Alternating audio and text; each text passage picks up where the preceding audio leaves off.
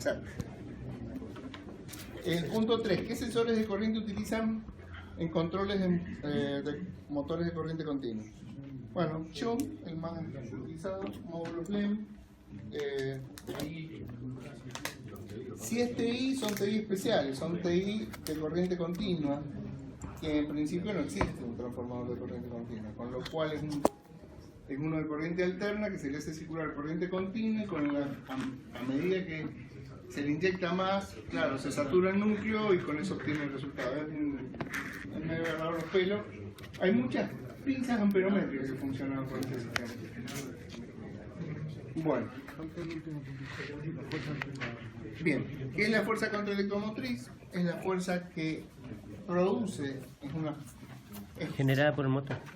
Claro, a ver, sería la fuerza eléctrica que produce el motor como reacción de inducido. ¿Está? Normalmente es casi la misma tensión que se le aplica. ¿Está? Hay una muy pequeña diferencia. Tema D1. ¿Cuál es la ecuación de un par de motor de imán permanente?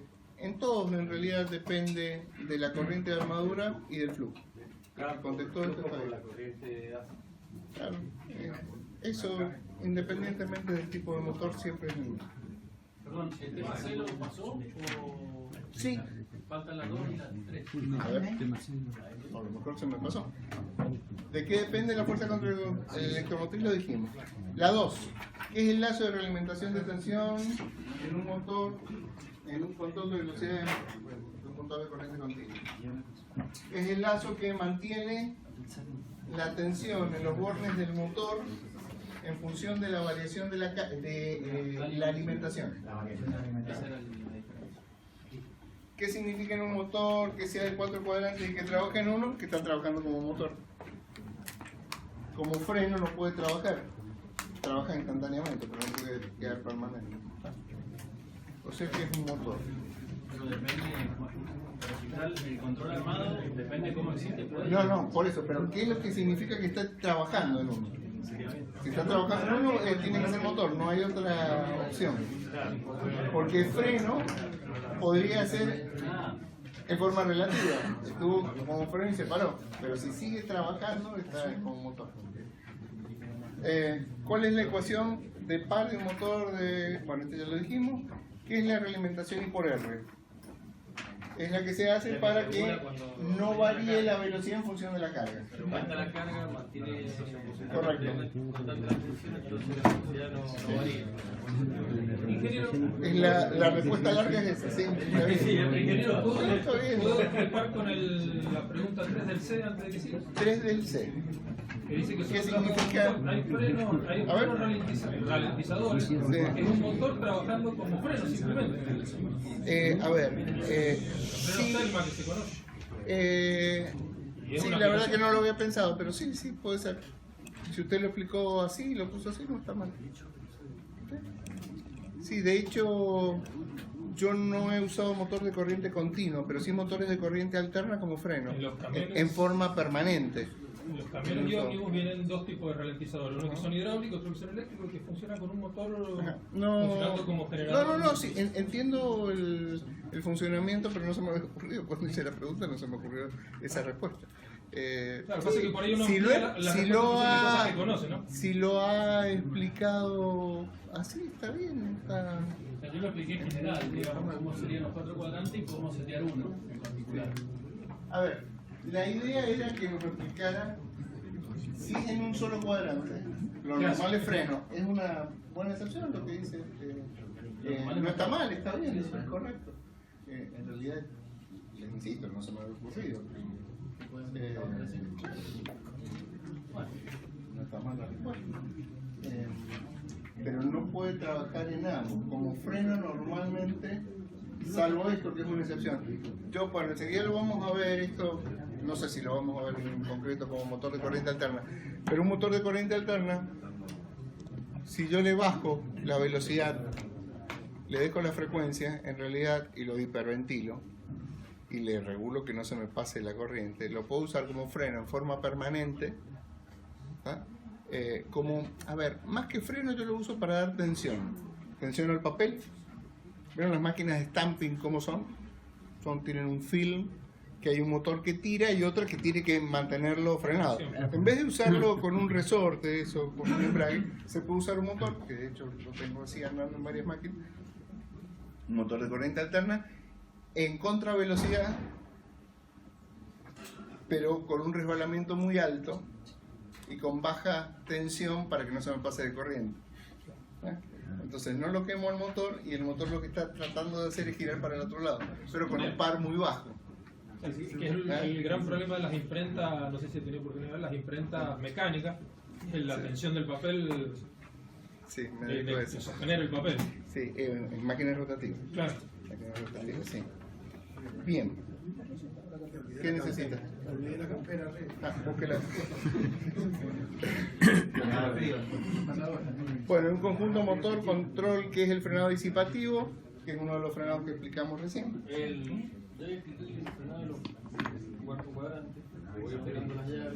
Sí, a ver, hay dos tipos de frenado, el regenerativo, que devuelve la energía de la línea, y el otro que disipa sobre una resistencia.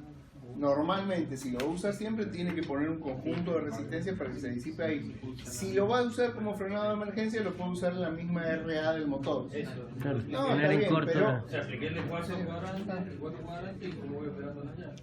Creería que sí. ¿Está bien? Después lo leo, pero el C está, el D está, vamos al hilo. Tema 1, punto 1. ¿Qué sistema? Tema E. Ahí hay un error mío de tipeo. Creo que tiene que haber dicho ¿qué sistemas de control? Hola. ¿Qué sistemas de control de velocidad de motores de corriente continua conoce? Electrónico, y cuándo usa cada uno de ellos.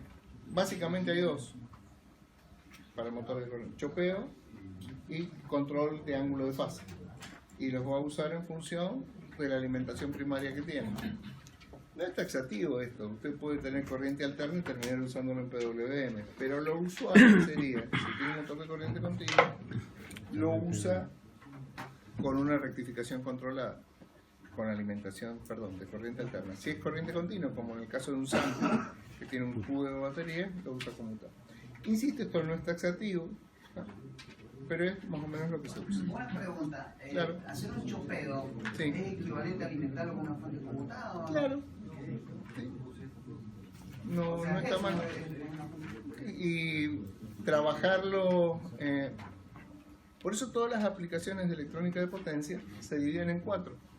Los motores siempre entran en alguna de las aplicaciones que vimos de las 4 elementales. ¿Está bien? Nosotros después las ampliamos por el uso que tienen. Pero sí, lo que usted dice, igual que si lo hiciera por ángulo de fase, es un rectificador controlado. Un motor con control por chopeo, Sí. ¿no es lo mismo que un motor estando con corriente continua normal? Por la vibración y por lo que funciona el chopeo. La verdad que no lo sé. No tengo ningún dato para decirle ni una cosa ni la otra. O sea, ni por el sí ni por el no. Se me ocurre, y sin haber hecho ningún estudio ni haber leído ningún paper al respecto, se me ocurre prima facie que debería ser lo mismo, porque en realidad el motor, no, es que únicamente si está mal calculado. Si lo está trabajando en muy baja frecuencia, sí va a sentir un tironeo, pero si lo trabaja en la frecuencia adecuada, el motor es totalmente, no es áspero, es liso. ¿No se le pone un capacitor en la salida con una fuente conmutada para No. avanzar? No. ¿Qué pasa si le pone un capacitor? Y cambia el sistema. Me cambia todo, las O curvas. sea, cambia el valor medio. No, cambia todo el sistema. Las corrientes que estaba circulando de efecto freewheel, ahora tengo un capacitor que me lo absorbe y me la va a devolver. No, el sistema es distinto, es otro. ¿Para qué sirve la realimentación en lazo de corriente? Que esto es el I por R, que es para mantener Fijar el set point de corriente para que no se... dos cosas. se pone en corriente y estabilizar el motor frente a la carga. ¿Qué pasa si un motor de excitación independiente se le corta la excitación? ¿Qué pasó? A ver, en términos generales, lo que usted dice que se embala es correcto, porque si ustedes ven la fórmula, en el denominador está el flujo. Lo real, ¿cuál es? Que la corriente se me disparó. Antes que el motor se embale, van a saltar las protecciones. ¿Está? Entonces, lo que se embale era un motor muy viejo, andando con una batería, qué sé yo, con algún... Lo actual no. En un motor de excitación IP de 2 HP, tensión nominal, bla bla bla, ¿cuál debería ser la frecuencia en PWM para controlarlo? Acá estamos con un motor mucho más chico, la velocidad yo se las mencioné, alrededor de 2 kHz. Profesor, eso al final dice que una excitación es tanto. El imán permanente no tiene excitación. Dice ahí al final, fíjese. En un motor de excitación... Con excitación de tantos voltios. No. Tiene razón, está mal. Bueno, cualquiera de los dos el mismo efecto. Lo he puesto. Lo puesto mal, Ahí hay un temita. Habla de que la tensión nominal es de un valor y la tensión aplicada es más alta. No, a ver. Primero la pregunta tiene un error. No era una trampa, era un error. No importa, pero si lo puso así, yo me equivoqué en la redacción. No tienen forma ustedes de saber. Mire, está redundante. He puesto dos tipos de excitación para el mismo motor. Del tipo IP de 2 HP con tensión nominal de 160. Eso está perfecto. Punto. Ahora se lo leo de nuevo. Un motor de 160 volts de tensión nominal con excitación de 190 volts. Eso está perfecto. Pero lo que pasa es que yo entendí que el motor era de 160 de tensión nominal y que lo estaba excitando 200, lo estaba en la entrada de la excitación. No, por eso. A ver, hay un error en la pregunta. Ahí vamos a jugar con el delta. Sí. Yo lo interpreté ese lado. Insisto, hay un error en la redacción de la pregunta. Todo esto lleva a dar datos mal. De todas formas, voy a analizar cada una de las respuestas a ver si lo que puso tiene sentido. Si tiene sentido, está bien. Yo calculé que había que tener un delta menor a 1, obvio, porque si no la tensión... No, pero a ver, el motor normalizado, esto de todas formas denota una falta de conocimiento. Por esto. Los motores normalizados en baja potencia son 160 volts de inducido, 190 de excitación. Todos. ¿Está? ¿Cuándo cambia? A partir de los 10 HP cambia con la misma tensión de excitación, 190 volts, y tensión de inducido 240. Después vuelve a cambiar para motores más grandes a 440 de tensión de inducido, 240 de excitación. ¿Está? Bien. Entonces, bueno, tengo que ver cada una de las respuestas, pero esto está en los apuntes, lo que le estoy diciendo está en los apuntes. Punto 2. De todas formas, hay una cosa muy clara. La redacción de esto está mal. Habrá que analizar cada uno. ¿Qué pasa cuando le aplica una tensión nominal de corriente continua en excitación independiente cuando está detenido?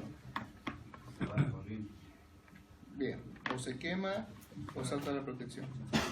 ¿Cuál es la ecuación de Mayer del circuito equivalente de un motor de corriente continua en excitación independiente? Que eso lo tenían que hacer. Es la ecuación de Mayer que está en todas partes. Bueno, bacano. No perdemos más tiempo con esto. Hay dos modificaciones en la respuesta. Una que no se me había ocurrido, que es la que propone, que está bien. Y otra que es un error en la pregunta del último tema.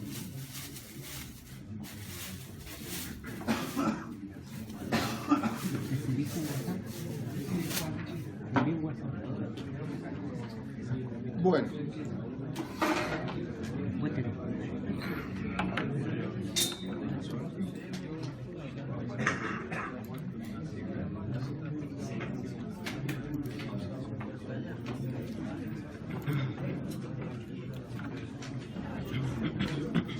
Vamos con motor de corriente alterna y tenemos casi una hora, creo.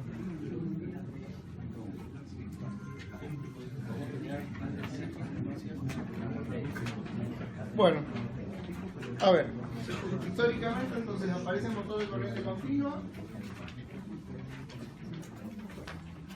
que es el primer motor allá por los 1800. El primer control es el primer motor que se controla, ya han pasado muchos años más, en cuanto a velocidad y par, es el motor de corriente continua. La ecuación, hasta los años 70, fines de los años 70, la ecuación control de motor de corriente continua, control motor, más, o comparado con motor de corriente alterna, control de corriente alterna, ganaba en ese entonces el motor de corriente continua amplio. Era mucho más barato el conjunto. Ya existía control de velocidad de motores de corriente alterna de los años 60, fines de los años 60. Bien.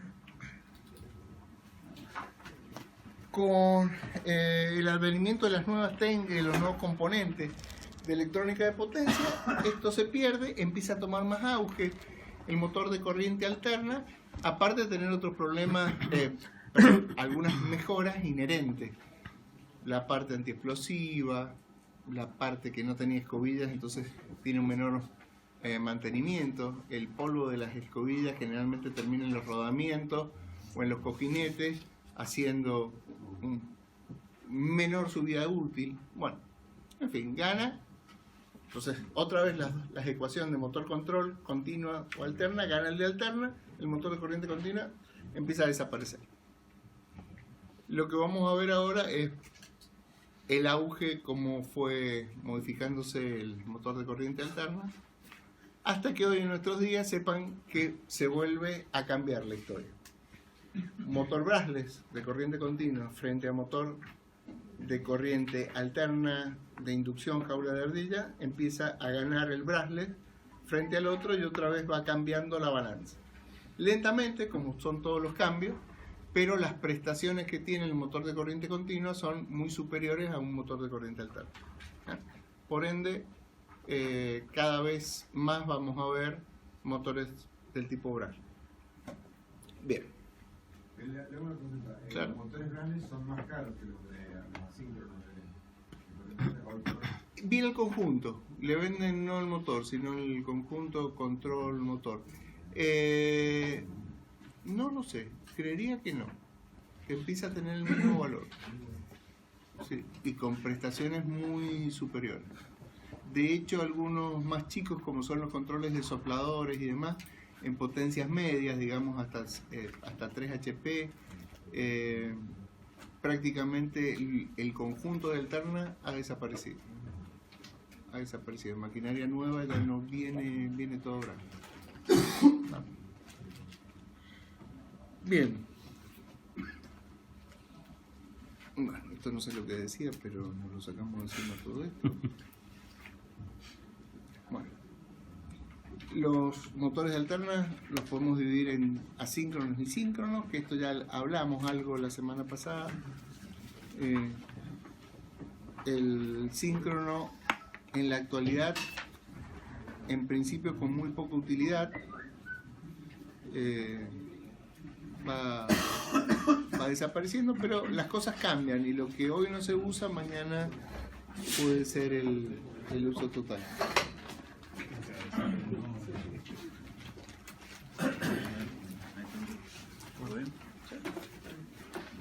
Sí, hay un error en la pregunta esa. ¿El tema este? Yo me he equivocado, he puesto 2 veces la citación. He puesto timón permanente y después le... Nos vemos, que no me...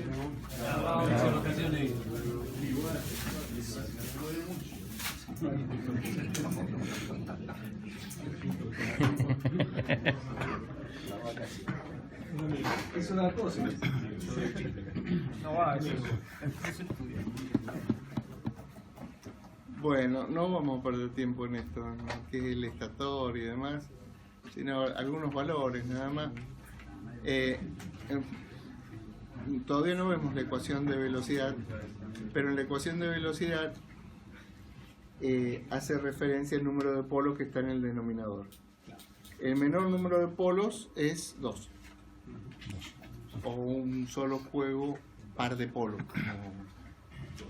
La velocidad máxima de una máquina síncrona sería 3000 RPM para nuestro país. ¿Está? Si estuviéramos Con los 50. en Estados Unidos, sería 3600. 2600. Bien. Y esto en función de el aumento de números de polo, tenemos como variable la velocidad. Sí, sin duda, sin duda. Yo el motor, que es una lástima que no les puse una foto, el motor que conozco de mayor pares de polo es de 20, ahora no me acuerdo, supongamos que sea 15 me daría 100 RPM, 15 pares de polo. Motor Industria Argentina, marca Siam, puesto exactamente en Catorini Hermanos, en la fábrica de vidrio, y no tienen uno, van a tener como 20. Para los sopladores de muy bajas vueltas, debe ser de 100 RPM o 120 RPM, pero es muy curioso, porque son motores de casi 100 HP y son muy finitos, son así, y de esta altura, por la cantidad de polo que tienen. Muy, muy interesante. La gente de mantenimiento ahí lo adora. Por eso que tiene en funcionamiento, tienen 50 años los motores. Mamá. Son muy, muy confiables. Sí, muy finitos, muy altos. Y ya les digo, muy, muy, muy bien. Puede ser, a lo mejor tengo termografías de más. Bueno, entonces, como velocidad síncrona mayor de 3000 RPM, no hay. Este es el despiece. Esto está pensado más bien para los chicos de curso regular. Ustedes casi todos ya conocen y han visto motor, entonces no perdemos mucho tiempo en esto.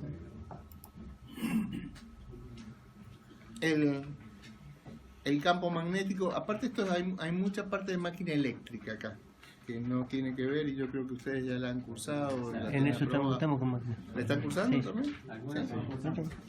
Sí. Bueno, el campo magnético rota entre el entrehierro, ¿no? Esta es la fórmula de velocidad síncrona de un motor. ¿Qué será? La frecuencia dividido el par de polos. Esto me da en RPS, en revoluciones por segundo. Lo multiplico por 60 y me da RPM. Ese es el 60 es el factor para llevarla a minutos. Bueno. Ya lo vieron, no perdemos mucho tiempo. El rotor puede ser de anillos rozantes o de arrollamientos en cortocircuito. Estamos hablando para un motor del tipo trifásico, del tipo de inducción, ¿no? Que son los que vamos a ver. Mayoritariamente todo lo que vamos a hablar se refiere a motores, salvo que vamos a hablar un poquito de anillos rozantes y de otros motores que ya están todos en desuso, pero siempre nos vamos a referir al motor jaula de ardilla. Bueno, el motor de anillos rozantes consiste en espiras en el rotor, devanadas en las ranuras del rotor. Existen 3 bobinas, una para cada fase. Las conexiones pueden ser estrella o triángulo.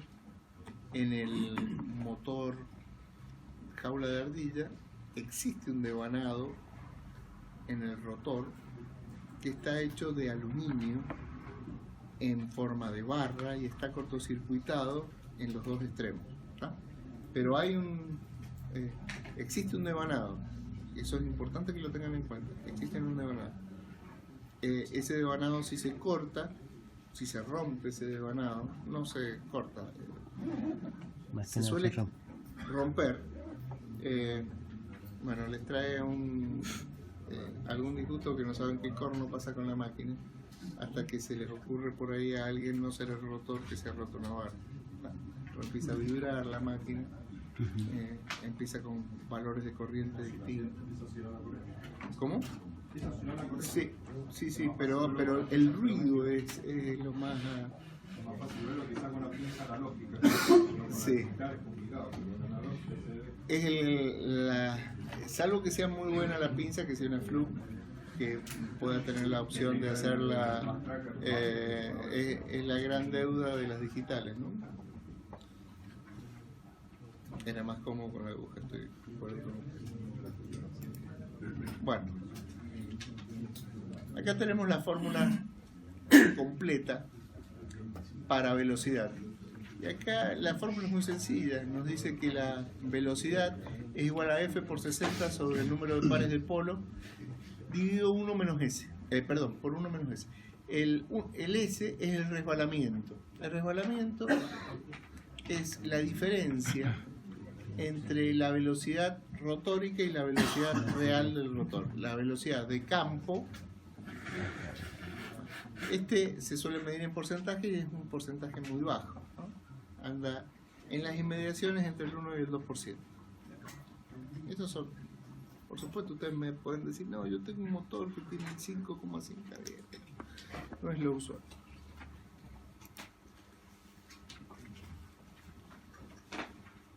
Bien, bueno, esto es lo que les acabo de decir.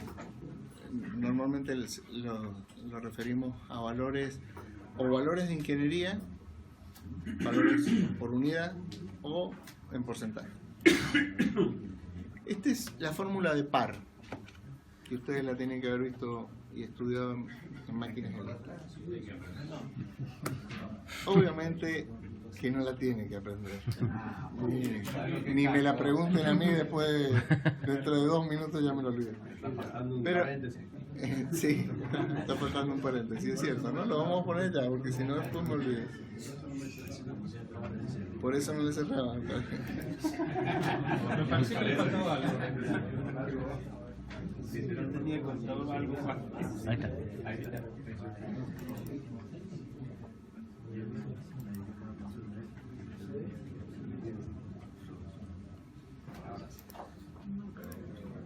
Disculpe, ¿cuánto dijo que era habitual el valor práctico del resbalamiento? Entre el 1 y el 2%, el 1,2, 1,3. Pero ya le digo, no es taxativo, no, depende del motor.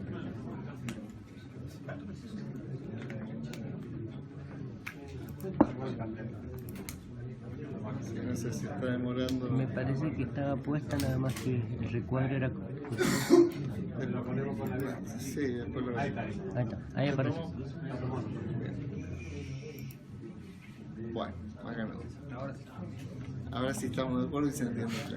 Pero de esto lo que tienen que aprenderse sí es la curva. ¿Qué forma de curva? ¿Cuál es la forma de onda? Tenemos el par de arranque, el par máximo, par mínimo, par nominal. El par nominal es el que nos da la velocidad nominal con la carga nominal. Y va a tener en este punto de funcionamiento, si lo hacemos trabajar al motor ahí, vamos a tener corriente nominal, velocidad nominal. Bien. Lo usual, ¿cuál es? Y el motor estará trabajando por acá abajo. ¿El motor no tiene más par cuando tiene más resbalamiento? Claro, por eso el par máximo está acá. A medida que aumenta el resbalamiento, el par está acá. Y por eso lo vamos a trabajar nosotros acá, porque, a ver, lo vamos a trabajar en el par nominal, sería lo ideal, comprar un motor que justo tenga el par que necesitamos nosotros.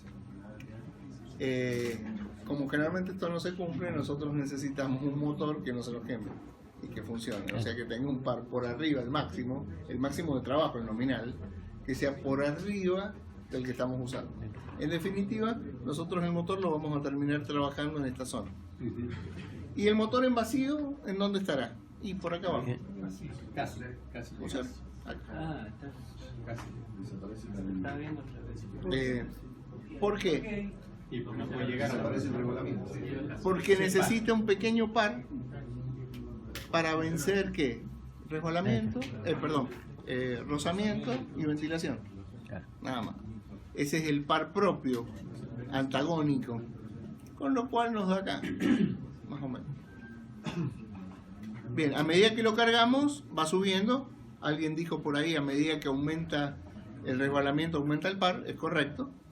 Venimos acá y nos queda funcionando por acá. ¿Qué pasa si lo trabajamos acá el motor? Y lo quemamos.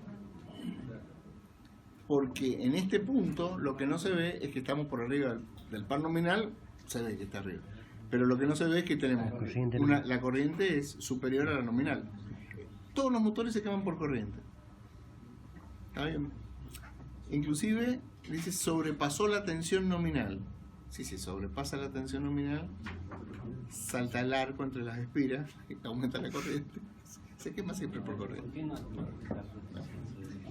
Bien. Entonces, nosotros tenemos que trabajarlo siempre por acá. Lo ideal, par nominal. Difícil de cumplir, sin duda. Pero un poco por debajo, digamos. Hay unos apuntes. No, pero son de corriente continua, no les va a servir. Hay una modificación totalmente muy importante en motores de corriente continua, pero por ahí les sirve para estas cosas, porque están explicados los tipos de par resistentes que no están en estos apuntes. Bueno, estos apuntes están en proceso de modificación en este momento. No hay ningún margen. Bien. ¿Perdón? No hay ningún margen para trabajar por encima del par nominal. Por debajo de esa, ¿verdad? Sí, esperen, que hay dos preguntas simultáneas. Depende del motor, porque si el motor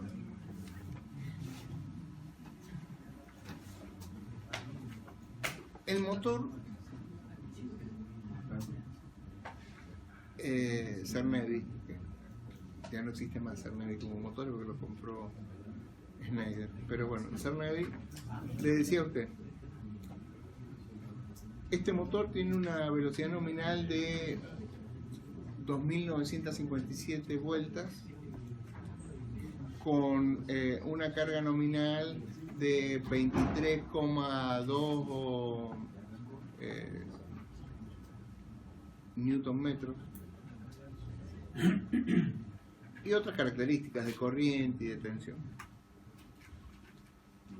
Las preguntas. Cermedi se lo menciono porque hacía realmente manuales muy buenos. Le decía a qué altitud lo podía trabajar y con qué temperatura. ¿Está bien? Entonces era 25 grados centígrados a 100 metros, 200 metros nivel del mar, que era el lugar de ensayo de ellos. Perfecto, por si lo trabajaba por abajo no había problema, el tema era por arriba.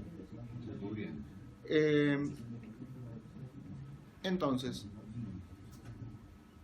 si usted lo usa por arriba, en realidad tiene que entrar en una curva de decaimiento, de degree se llama, de todas las características.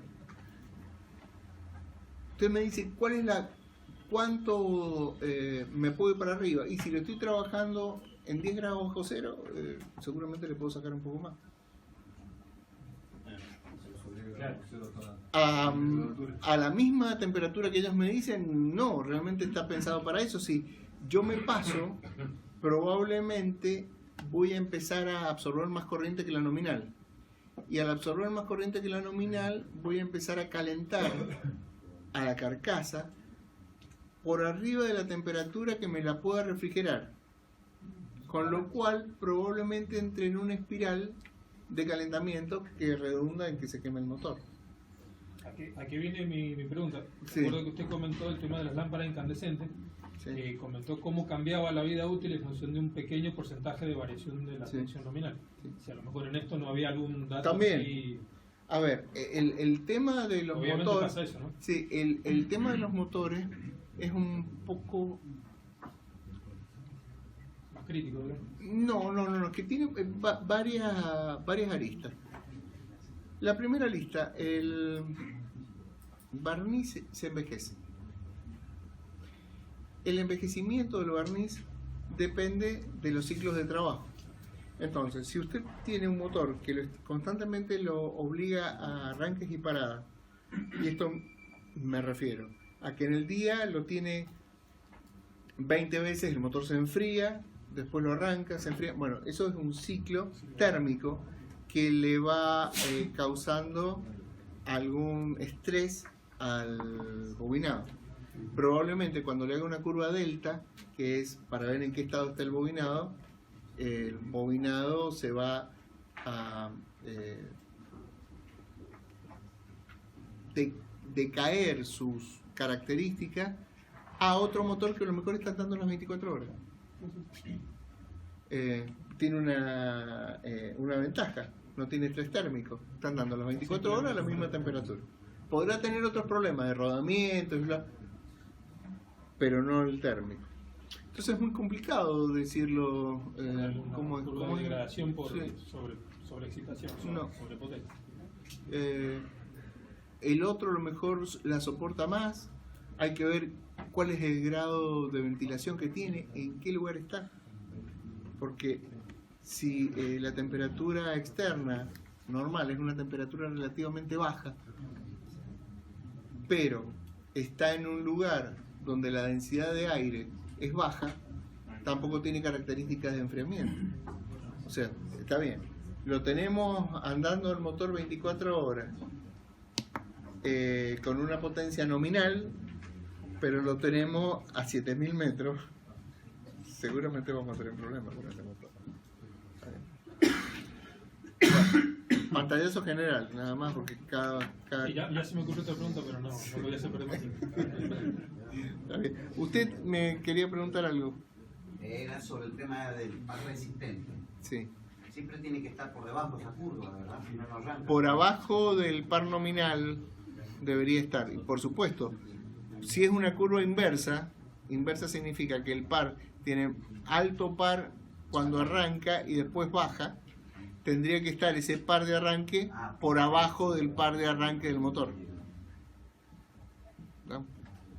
Son pocas las curvas que tiene pares descendentes, inversos. Son pocas las maquinarias. Una desenvolvadora, ¿cómo se llama esta? La que desenvuelve chapas es la que tiene... Desbobinadora, esa es la parte. Desbobinadora es una de las que tiene curva inversa. Pero son muy pocas. Claro, esta que les decía. Lo normal es que arrancan la mayoría de cero y tienen una curva del tipo cuadrática, que son la mayoría de las bombas. ¿Está bien? Las bombas, los insufladores de aire y demás, todos tienen curvas de ese tipo. Por supuesto que hay curvas también, que son raras también, que sean planas. Demandas un ascensor, sería una... Siempre tiene el mismo par, independiente de la velocidad, claro. Un torno con una carga, pero no es lo usual. Lo usual siempre trabajamos con curvas del tipo cuadrática. Y por supuesto habrá que consultar con el fabricante. Bueno. Profesor, perdón, sobre esa gráfica, algo no le escuché anteriormente. En el caso que yo estoy en el par nominal, con el RPM nominal, ¿la corriente es superior a la nominal? Si estoy acá en la nominal, no, es par nominal, corriente nominal.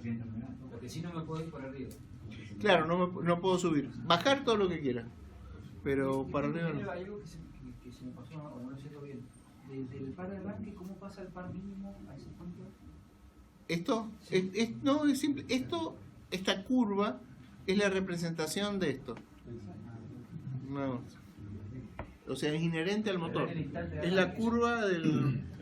Y claro, es cómo es el andar del motor y del par del motor. En régimen motor. Está acá. En la otra parte. Está acá. Pero el tema es que cuando arranca el motor pasa por todo esto. Ahora, con un control de velocidad en PWM siempre tengo el par máximo. Esta es otra historia. Entonces, todas estas cosas han ido evolucionando y va pasando algunas cosas a la historia. En estos motores no se le puede controlar la velocidad. Sí, totalmente. Gracias a Dios, si no se me queda arriba sin trabajo. Pero variando la frecuencia, porque va a depender de la frecuencia de trabajo. Claro, exactamente. Ya vamos a ver cómo hacemos, si tenemos poca plata, cómo hacemos un variador.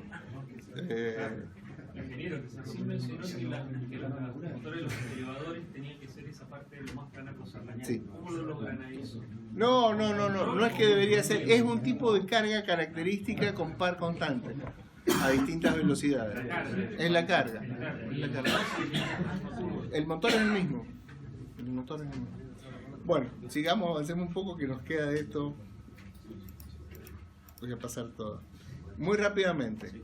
La potencia que absorbe el motor. Tenemos las pérdidas en el cobre y pérdidas en el hierro. De ahí me pasa una potencia entregada al rotor. La potencia entregada al rotor, tengo pérdidas en el rotor y pérdidas mecánicas en los rodamientos, en el ventilador y demás. Y de eso recién me queda una potencia útil. O sea, de la potencia absorbida me queda una fracción nada más. Esto es lo que se llama rendimiento del motor. ¿Qué valores típicos tiene? Muy altos. A ver, para un motor chiquitito, para un motor pequeño, puede ser tan malo como el 85%. Para un motor de 500 HP puede andar entre el 98 y el 99% de rendimiento. ¿Está bien? Sí. Es muy, muy alto. Para motores grandes. Para motores chicos es otra historia. ¿Ah? Pero sí, las máquinas eléctricas tienen la gran ventaja de tener muy, muy alto rendimiento, ¿no? No como un motor térmico, que en los nuevos motores pasaron del 27% al 32%. Están muy, muy lejos de un motor eléctrico. Bueno.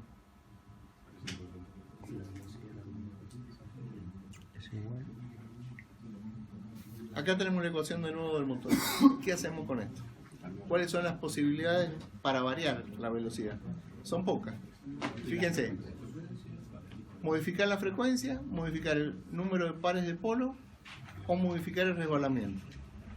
Entonces, en general, un motor asíncrono de inducción, podemos modificar el número de polos, el resbalamiento, la frecuencia y la tensión.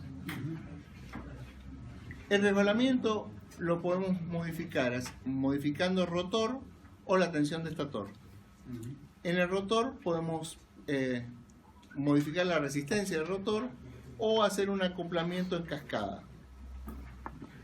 Entonces vamos, el número de polos de cambio, hago un bobinado. Esto era muy característico de ascensores y de guillotina. Si ustedes andan en un ascensor, yo no sé si queda alguno, pero tienen que recordar que ustedes venían en el ascensor a una cierta velocidad y cuando estaban por llegar cambiaba la velocidad y se hacía más lento. Esto era que cambiaba los arrollamientos en el mismo motor para cambiar la velocidad. Y las guillotinas también de movimiento, bueno, y otra maquinaria.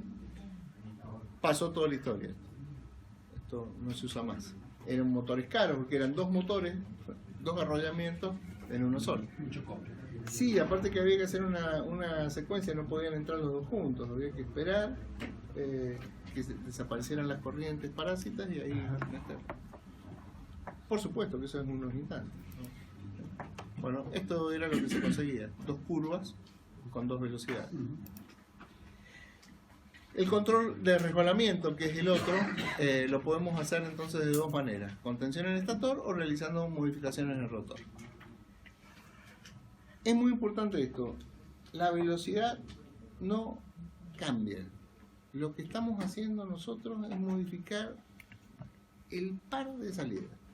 En realidad no hacemos un control de velocidad, sino hacemos un control de par. Bien, cambio el voltaje de tensión del estator. Modificamos. Disculpe, ¿eso qué quiere decir? ¿Que la carga es la que hace que cambie el número de vueltas?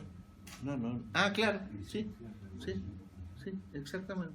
Y esto se veía bien en los motores, tal vez ustedes han tenido, sí, porque tienen algunos medios. Ventiladores con control de velocidad electrónico. ¿Alguno tuvo la desgracia de tenerlo? De hecho, sí, son una. Bueno, yo tenía uno. Era muy interesante porque uno lo ponía y empezaba a andar despacio. Y a los 10 minutos estaba andando al máximo. Esto era, en realidad, modificaba la tensión y con la tensión modificaba el deslizamiento de un motor que era una inducción monofásica, un polo sombra. Bueno, el tema es que el trial con que lo hacían se calentaba. Al calentarse, modificaba el ángulo de disparo y se ponía al máximo al rato. muy mal. Pero sí, era función de la carga. La velocidad es el gravísimo problema, depende de la carga. Es totalmente inestable. ¿Se usa esto? Bueno, avanzo un poquito el cambio de voltaje. Una pregunta, ¿el arranque estrella triángulo es un control de Spartan de ese tipo? No, para nada, es una cosa mecánica que lo que hace es conmutar los bobinados en la conexión estrella y después triángulo. ¿Perdón? ¿El triángulo anda más rápido? Sí, porque cambia las características de par, sí, pero no es electrónico. No, digo, no es Sí. un control de discreto, eso. Y qué sé yo, no lo pondría así, pero sí, cambia el par, no el sí, también de par, sí. Sí, porque al aplicarle baja tensión al motor, cuando lo pone en estrella, le está en realidad aumentando el regulamiento. En realidad lo que usted quiere es absorber menos corriente de línea. Todo eso en otro... son 4. Los temas que van a quedar de esta unidad es brushless, motor de corriente alterna que es este, motor paso a paso y arranque suave. Eso por otro. No, que ahora iba a... Arranque suave son muy poquitas cosas. Sí, son muy poquitas. Y en realidad, esto lo que estamos viendo ahora es un arrancador suave. Este es el principio. El otro son un par de hojas, léanla. Pero el principio de funcionamiento es este. ¿El principio de funcionamiento cuál es? Yo le voy a variar la tensión al motor de forma tal que aumente el resbalamiento. Espera, me estoy apurando y no. Vamos a ir con esto. Enseguida hablamos de lo cambio de tensión del estator. Destacamos la velocidad de sincronismo no cambia. A medida que disminuimos la velocidad aumenta el resbalamiento, lo que implica un aumento de pérdida. Las pérdidas en el hierro, no en el cobre, sino en el hierro, depende de la frecuencia de diferencia a la 2,7, o sea, casi al cubo. Es una estufa el motor, trabajándolo, un motor trifásico, modificando la tensión del estator para variar la velocidad, se transforma en una gran estufa. ¿Sirve? Sí sirve, para algunos casos particulares. Por ejemplo, si yo estoy haciendo algún control de forma tal de que el motor en cuestión quede hiperventilado, no tengo problema. ¿Cuál es el caso? El control de los CAP, de los aire acondicionados en rooftop, en los techos, en el cual el motor del condensador queda hiperventilado. Se usa ahí, sin problema. No importa que caliente porque está muy ventilado el motor, ¿no? Segundo, en un arranque suave. En un arranque suave, sí se calienta el motor, pero es tan poco el tiempo que yo lo voy a tener suave. En la rampa de aceleración. Sí, supongamos que sea en un motor muy grande, de una bomba que lo tenga 1 minuto, 1 minuto y medio. No se alcanza a calentar, estamos hablando de un motor de 150 HP, ni se entera. No cambia su temperatura un par de grados, nada más. ¿Está bien? Llega Se la usa. temperatura de funcionamiento más rápido, ¿no? Sí, nada más. No, realmente no sé. Y tiene un montón de ventajas frente al arranque común. El arranque común puede absorber 10 veces la corriente nominal. Y más también, un poquito más. En un motor de 100 HP la diferencia se siente. Yo tengo un motor de 50 HP que lo arrancamos en forma directa y en el momento la air current, la corriente de inserción, son 1100 amperes. En la planta se apagan todos las luces. Y es un motor chico, después queda el 20 amperes, 30 amperes. Sobre todo el fluido. 50 veces. Las veces que hablo con el gerente para poner un arrancador suave y demás, me dice, pues sí, están dando. Acá hay dos temas. Ustedes que ya son grandes y más complicados. Hay 2 temas. Ustedes pueden hacer cosas muy bonitas. No, pero llega alguien que supongamos que ustedes están trabajando en la planta, que es el gerente. Y el gerente le dice, ¿para qué? ¿Qué gano con eso? Sí, está muy bonito más, pero si no le llevan un proyecto que represente alguna ventaja. Hay que hacerle ver lo que pierde si se le rompe. Claro, no, pero... Son más duros. Y la pregunta es cuándo se rompe. Claro. No esperar a que se rompa. No, y cuando se rompe le digo, reparémoslo. No, y en estas máquinas en particular, que son máquinas americanas, que en realidad se hizo una modificación para trabajarla al bobinado y no tener... Bueno, se hizo toda una modificación para sacarnos un transformador de 600 y pico kVA que teníamos al divino botón, que era... ¿Qué pasa? Está todo sobredimensionado, terriblemente sobredimensionado. Entonces, creo que se va a caer el edificio y los contactores, que son, ya les voy a decir, de una marca... Bueno, no, son una marca americana, pero les digo, cada uno de los contactos debe tener 3 centímetros de diámetro. No, es impresionante. No hay forma de romper. No hay forma.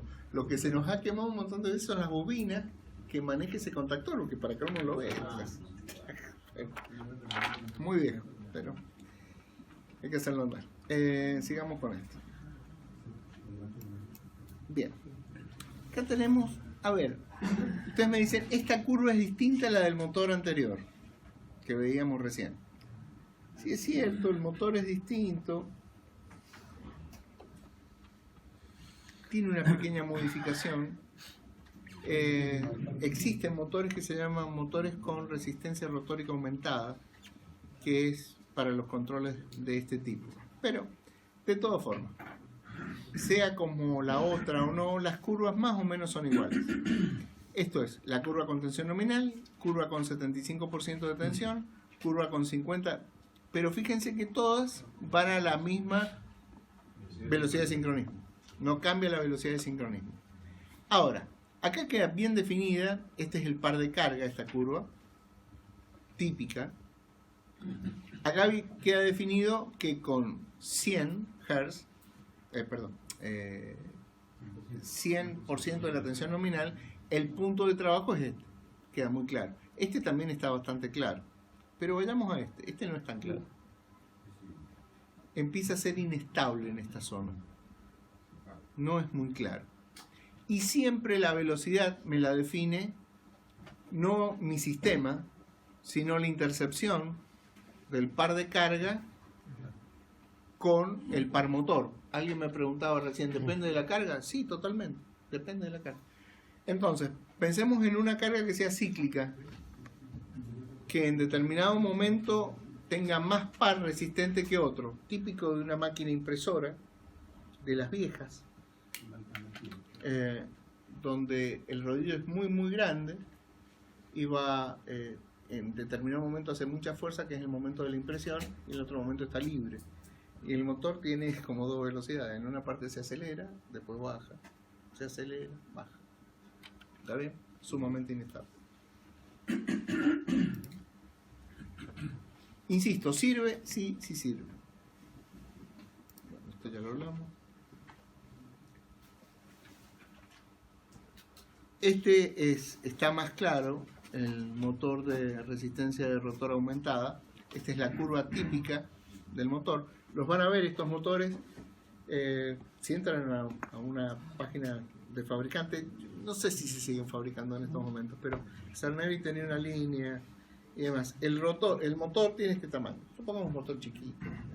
Los de resistencia rotórica aumentada son más altos, son alargados, ¿no? Bien. Bueno, lo otro que podemos hacer es insertar resistencia en los circuitos de rotor. Para esto tenemos que tener acceso a las bobinas del rotor, con lo cual viene el motor de rotor bobinado o rotor con anillos rosantes. Este es un motor con anillos rosantes y acá tenemos distintos juegos de resistencias que se le conectan para obtener eventualmente distintas velocidades, siempre con la intercepción de la carga. Esto, insisto, no es un control de velocidad, sino es un control de par. El par me da las distintas velocidades en las intercepciones. O sea, que si yo le pongo carga, va a seguir la velocidad. Siempre acá. Sí. No es un...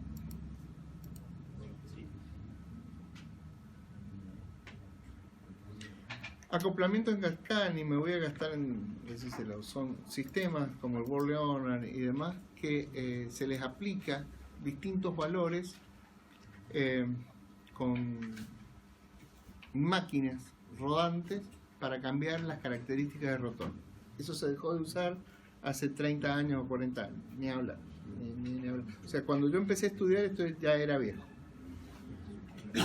Bueno, esta es la misma fórmula que vimos recién. Y nosotros llegando, si nos ponemos a reemplazar, podemos llegar a que el par es igual a una cierta constante que está contemplada distintas características del motor por la tensión sobre la frecuencia.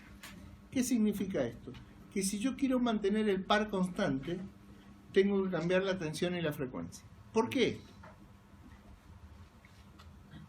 Esto es, porque entre los métodos que nosotros habíamos visto,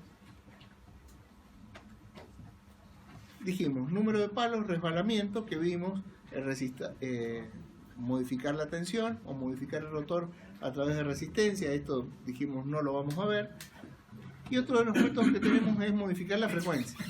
Ahora, veamos bien, yo modifico la frecuencia, bajo la frecuencia. Si bajo la frecuencia, el circuito equivalente del motor termina siendo una resistencia y una inductancia. Si yo bajo la frecuencia, bajo la reactancia inductiva. Y si bajo la reactancia inductiva, para la misma tensión aumento la corriente. Y si aumento la corriente, se me quema. Entonces sí, puedo bajar la frecuencia, sí, muy poco, el 10, el 15%, no más que eso de la frecuencia. Ahora, si yo de alguna manera puedo hacer que si bajo la frecuencia, también bajo la tensión, si bajo la frecuencia y bajo la tensión, la corriente la puedo mantener constante. Y si mantengo la corriente constante, mantengo el flujo constante. Y si mantengo el flujo constante, mantengo el par constante.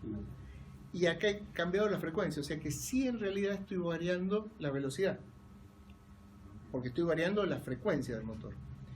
Este es el método que se usa en la actualidad, que es modificar tensión y frecuencia. Y llego a esta conclusión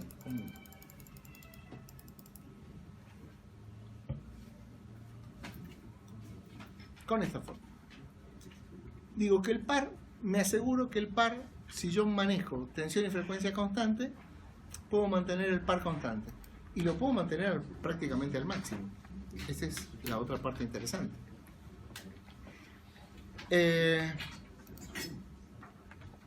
Para que les quede claro entonces, yo busco mantener la velocidad o poder variar la velocidad a gusto, manteniendo el par máximo del motor.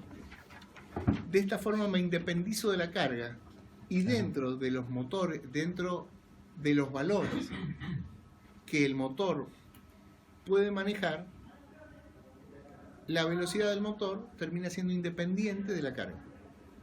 ¿Está? Porque estoy modificando la frecuencia. Esto quiere decir, vayamos un poco más lejos, que en las cercanías de 0 Hz, de velocidad 0, si yo mantengo la corriente nominal, puedo mantener el flujo nominal, por lo tanto voy a mantener el par nominal. Tengo par máximo a frecuencias muy bajas. Muy bajas. Claro, no de continuo porque necesito algo para que se mueva. El comportamiento, digamos, sería parecido al de control. Sí, Claro. sí. Pero claro, siempre tengo el resbalamiento de por medio. Yo puedo compensar el resbalamiento diciendo, bueno, como el resbalamiento depende también de la carga, porque a medida que la carga aumenta, el resbalamiento aumenta porque tengo que desarrollar más par, yo puedo hacer una compensación, como hacemos el I por R en corriente continua, y acá puedo hacer una compensación de corriente por deslizamiento. O sea, a medida que aumenta la corriente, porque la carga me demanda más, yo aumento el aumento la frecuencia y de esa forma no es que no tenga deslizamiento, lo compenso. Entonces puedo terminar haciendo un motor síncrono, que no es síncrono, pero parece síncrono. O sea, yo puedo decir que a velocidad nominal, que el motor sea a 3000 RPM. ¿Cómo? Aumentando la frecuencia. ¿A cuánto? A la compensación. Esto todos los controles lo hacen por software. Cuando usted ingresa los datos del motor, le está diciendo inherentemente, cuando lee los motores, la velocidad de la placa, cuál es el resbalamiento. Cuando le pone 1450, le está diciendo, o el mismo variador saca la cuenta cuál es el deslizamiento. Después le dice, quiero compensación de deslizamiento, depende de cada marca, tendrá su nombre distinto, como suelen hacer. Pero básicamente es lo mismo.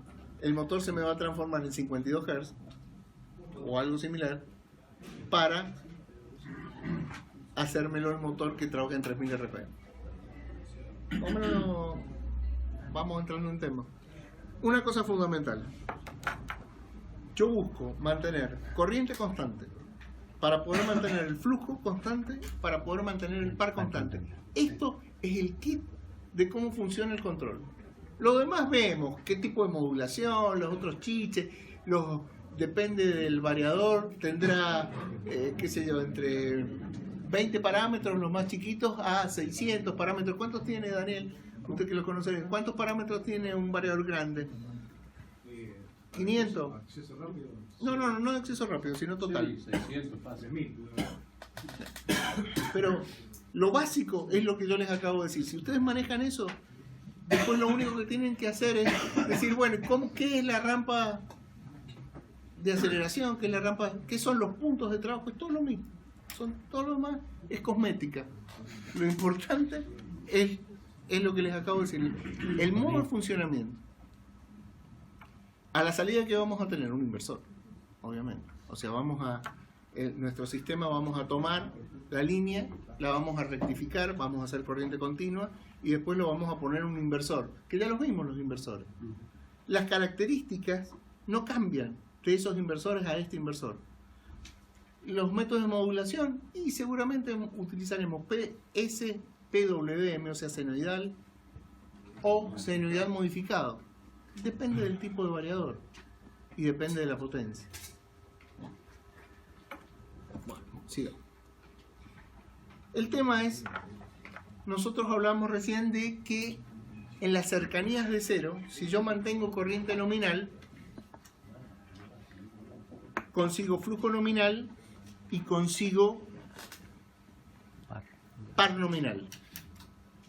Ahora, ¿qué pasa? En el modelo que nosotros hicimos muy simple, dijimos, tiene una resistencia y una inductancia. Pero en este modelo simple, que es válido, no consideramos la resistencia, consideramos nada más que la inductancia. La resistencia la obviamos, lo cual es lógico, porque el valor óhmico de la resistencia es muy bajo en relación a la inductancia. Ahora, en las cercanías de cero, la reactancia inductiva es muy baja y se me hace comparable a la resistencia óhmica del bobinado. Entonces, caramba, en el 0 más, la inductancia vale 0, la reactancia inductiva vale 0, pero la resistencia óhmica no. Entonces me empieza a limitar la corriente, la resistencia óhmica, y resulta que en el 0 más no tengo la corriente nominal, tengo casi 0 por esta resistencia. Entonces, ¿qué es lo que hacemos? Aumentamos la tensión, que le llamamos tensión de arranque, y en vez de ser 0, le damos entre el 12 y el 15% de tensión en el arranque para compensar esta resistencia, de manera de obtener la corriente nominal. Miren, acá se ve cuando el motor es bueno y cuando el motor es malo.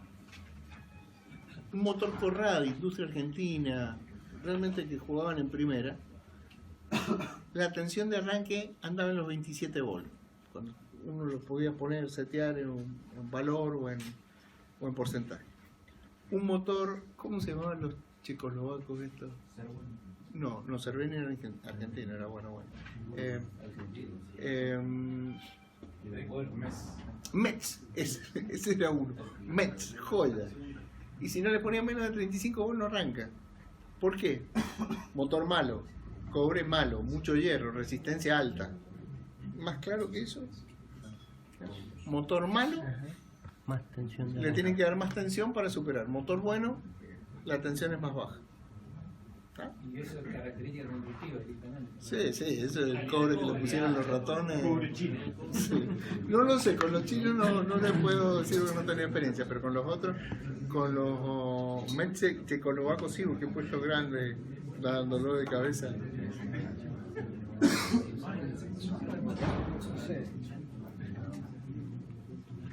Bueno, esto es lo interesante, que la curva de nuestra nos cambia y en vez de ser una, ahora lo que tenemos son infinitas curvas, una al lado de la otra, hasta la velocidad nominal. A partir de la velocidad nominal se nos cae el par y empezamos a trabajar en potencia constante. ¿Por qué? Esto lo vemos por acá. Esto responde a esto, a que frecuencia nominal yo puedo ir aumentando la tensión y la frecuencia hasta la nominal. Después de la nominal no puedo seguir aumentando. O no debería seguir aumentando. La aumentando. tensión. ¿Perdón? Puedo aumentar la frecuencia, pero no la tensión. Claro. ¿Por qué? ¿Por qué no puedo aumentar la tensión y sí la frecuencia? Porque teóricamente me puedo pasar de la frecuencia nominal, de la tensión nominal, y se me puede perforar el dieléctrico. Esto no es así. Para que lo sepan, no es así. Ustedes pueden trabajar a este motor, un motor grande, no los chicos, sino los grandes, que la mayoría de los motores grandes son 380/660. Bien. O sea que la tensión de dilación es para 600, no para 380. Vamos más. ¿Está bien? Entonces ustedes pueden subir la tensión de placa, la tensión del DC bus interno, llega generalmente a los 520, entre los 510 y 540 depende de la tensión de línea que tengan. Pero 520 normalmente tienen. O sea que ustedes pueden subir bastante más. Pueden subir a 400 o a 440 y transformar y sacarle más potencia al motor que las que dicen placa. Yo esto lo he hecho, tengo motores andando así hace tiempo que no pasaba nada. Aumentar la frecuencia y aumentar... tensión. Ahora, hay otra cosa. Nosotros leemos la potencia del motor y dice la potencia del motor 37 kilowatts, por poner un nombre. Ahora, ¿cuánto es la potencia, el par que yo estoy demandando? Supongamos que ese... Me puse con un ejemplo que no conozco bien, pero debe ser alrededor de 50, entre 40 y 50 newton metros ese motor. No, me lo pueden, si quieren verificarlo. Eso es lo que el motor está o puede entregar, pero es la que puede. Depende de mi carga, es lo que le va a solicitar. Era lo que hablábamos recién del valor nominal y a cuánto lo trabajo. Normalmente va a ser más bajo. Esto es muy simple. Para entenderlo en palabras tal vez más llanas, con un ejemplo más llano. Ustedes tienen un auto. El auto de ustedes tiene 100 HP. Acá no. ¿Siempre le piden los 100 HP el motor? Rara vez. El tema es la demanda. El motor trabaja a demanda, igual que este. El tema es tener la posibilidad de trabajarlo a par constante. Que el par máximo se me mantenga. Por más que yo lo trabaje más abajo, porque eso me va a redundar en que no me varíe la velocidad. Que es lo que yo estoy buscando. Hacer un control que la velocidad me la gobierne mi sistema y no mi carga. Bueno, esto es básicamente cómo es el sistema. Es un rectificador, circuito intermedio, un inversor de salida, un circuito de control del motor. El rectificador en baja potencia será un rectificador, creo que lo tenía acá, no lo tengo. Acá está. El rectificador en baja potencia. No, baja potencia. Hablemos, no sé, debe ser alrededor de los 3 kilowatts más o menos. Hasta 3 kilowatts, después le preguntan a Daniel Río y le dice bien hasta qué potencia hay. Pero hasta 3 kilowatts hay monofásicos y trifásicos. ¿Está bien? Más o menos esa potencia, podría ser un poco más o un poco menos. El circuito de entrada, si es monofásico, si es 220, el rectificador es monofásico. Si es trifásico, el rectificador es trifásico. Bien. Si tienen entrada 220, el DC bus, el DC bus, va a tener alrededor de, si tienen un capacitor, 311 volts. Y si es trifásico, alrededor de 520, algo así, que son los 380 rectificados y los 220 rectificados. Con este 220, acuérdense, este entraron monofásico, tenemos 311 volts. ¿Podemos manejar un motor trifásico? Sin duda, un motor chico, de estos que yo les decía, hasta 3 HP, hasta 3 kilowatts, que tenga, en vez de ser 380, 660 como son los motores grandes, este es un motor chico que tiene bobinado 220 para 380, 220 en triángulo, o sea que lo pueden trabajar en triángulo y demás. Se usa muchísimo. Motor. Ahora, se usa muchísimo, pero en la industria está mal visto. En la industria pura, maquinaria pura, son trifásicos puros. Por lo tanto, este no tiene cabida. No tiene neutro. Por eso existe en el otro. Pero es más caro, ¿no es cierto? El 380 de baja potencia es más caro que el 220. Sí. Bueno, vamos bien. O sea, mal con la hora, pero bien con el resto. En circuitos más grandes tenemos la rectificación controlada. ¿Por qué esto? Vayamos acá al sistema básico. Acuérdense que esto varía tensión y frecuencia. Yo en el inversor, en PWM, voy a poder modificar la tensión. Normalmente, y esto depende de cada fabricante y cada empresa tiene su propia técnica, yo me convendría trabajar por décadas con el circuito intermedio con el rectificador controlado y la parte fina hacerla con el PWM. O sea, bajo la amplitud con el rectificador controlado y o con el circuito intermedio para circuitos chicos. Tengo una fuente en el circuito intermedio, voy a tener una fuente step down. Esto lo van a ver en todos los variadores chiquitos, tiene la step down. Con eso regular la tensión en forma brusca, grosera. Le dicen, bueno, necesito 150 volts y demás. Hay varias técnicas, lo dividen, bueno, pero básicamente la tensión del circuito intermedio la pueden manejar con esto, con el rectificador controlado. Y el PWM lo dejan únicamente para el ajuste fino, pero también puede ser que lo manejen en forma total. Depende si el sistema de modulación lo van a hacer unipolar o bipolar, como lo vimos antes. Son distintas técnicas, pero el nodo de esto ya lo vimos, era mantener lo anterior. Todo esto es de alguna forma cosmética. Tenemos un circuito de freno igual que antes, que podría ir en el circuito intermedio, que es una resistencia. Normalmente estos equipos de freno, la resistencia, por supuesto que depende para qué y cuál es la frecuencia de uso y demás, pero para un motor de 75 HP, recuerdo ahora me dio 35 kilowatts una resistencia afuera para frenarlo, con ventilación y demás, porque tenía frenadas paradas continuas, pero lo frena y se lo conecta. Lo que hace es, este es el circuito final, cuando está trabajando como generador, a ver, es un motor de corriente alterna de inducción, no debería generar nada, pero la realidad es otra.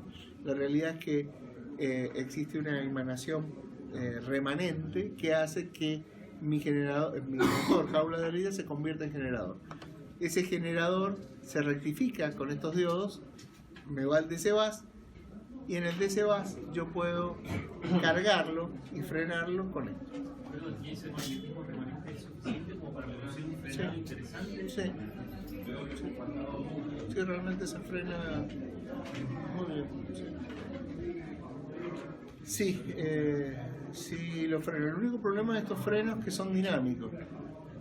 ¿Qué significa? Que si usted tiene que frenar la máquina, tiene que combinar el freno dinámico con uno estático, con unas zapatas. Porque en velocidad cero, la generación, como el de continuo, es cero. Por lo tanto, no claro, o no, se clava y sigue. Entonces usted tiene que clavarlo y con una zapata trabarlo. ¿Para este caso de controladores no se hace girar el campo al revés? Hasta donde lo he visto, no. No, sí lo puede utilizar el PWM cambiando ¿se acuerdan la relación tensión-frecuencia? Si yo cambio esa tensión, bajo la tensión y luego girar en el sentido contrario, empiezo, exacto, le genero un par negativo variable sin quemarlo al motor, porque lo que hago es hiperventilarlo. Y lo único, inclusive lo trabajo como freno, nada más, lo freno, ¿sí? Sí, tengo maquinaria con eso. Yo lo que les decía, claro, para hacer el stamping, que necesito mantener un rodillo muy grande de un film muy finito a tensión, el mejor sistema es este, porque ¿qué pasa? El operario, cuando la máquina es grande, más grande, tiene 15 metros la máquina, el operario tiene que estar allá ajustando un embrague que se le va cambiando. Acá se hace el sensado del rollo y se va liberando freno a medida que se hace más chico. Es muy simple, porque eso es un sensor, es una cosita que va apoyada en el rollo, nada más que trabaja sobre un potenciómetro y con un pequeño lazo de corriente. Bueno, y eso es un pequeño PLC que me regula. No, es fácil, no es una cosa complicada, sí se usa. No me he hecho ganar eso no deja. Bueno, gente, ya estamos en hora. Bueno, nos veremos el 29. 30. Perdón, el 30, es el sábado. El sábado. A las 10 acá. A las 10 acá. Sí, a ver, todos los motor, la unidad 6, que es motores, todos se rindieron menos los que rindieron. ¿Qué se rindió? Corriente continua. Ahora van a rendir otra parte de corriente continua, que es Brasler.